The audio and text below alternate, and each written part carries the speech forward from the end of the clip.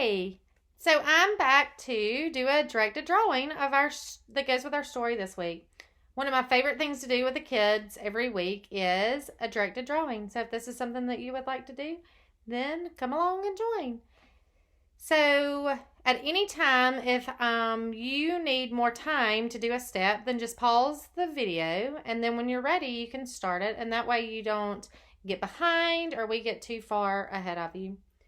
So I'm going to draw my piece of paper. Now, you can do this on your iPad. You could do this on a piece of paper at home. You could even do it on the back of a receipt or some type of paper that maybe your parents don't need anymore. So you could be creative. Now, the first step is, first let me tell you what we're going to be drawing. We're going to be drawing a mermaid tail. So the ending is going to look like this. So the first step is going to be to add some water. So I'm going to start at the bottom part of my paper, and I'm just going to do some little swoopy lines. Like these are the waves in the ocean. I'm going to do about 3 there at the bottom. So I'll give you a second or 2 to draw those lines. Well, they aren't lines, they're swoopy. Okay. The second step is to draw the tail coming out of the water. So I'm going to start at the top and go down, and then on this side. So there is the tail coming out of the water. Now we're going to add the flippers. So the mermaid tail is going to have a flipper on this side and a flipper on this side. You want the flippers to connect. So there's one flipper, and then this other one I'm going to do it connecting, and there is the other flipper. They don't have to be perfect. Now, mermaids have scales. Scales are like what's on a fish.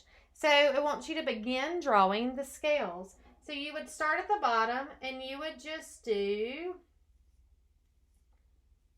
shapes like this across the mermaid tail. And then you would go back and start another line. But if you notice, they're not going to be even with the one under it. So these scales are all meeting on the middle of the scales below them. Now, you are going to continue doing this all the way to the top.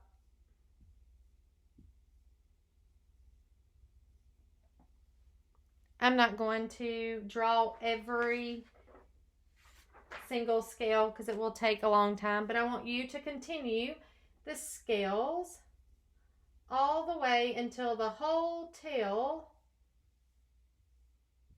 is covered. The last part, after you finish drawing the scales, you can draw a little bit more water, like it's behind the mermaid tail. So if you notice that, I just did the lines from the mermaid tail to the side of the paper. And then the same thing over there. So it looks like the mermaid tail is coming out of the water. Now, you usually with my friends, I like for them to use a black crayon or a black Sharpie or a marker to go over all of their lines that they've drawn, just so it'll pop and show up better. And then you can think about how you would like to color your mermaid.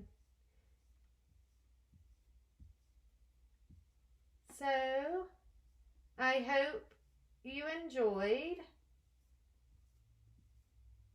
our directed drawing today of the mermaid tail, and I would love to see your pictures.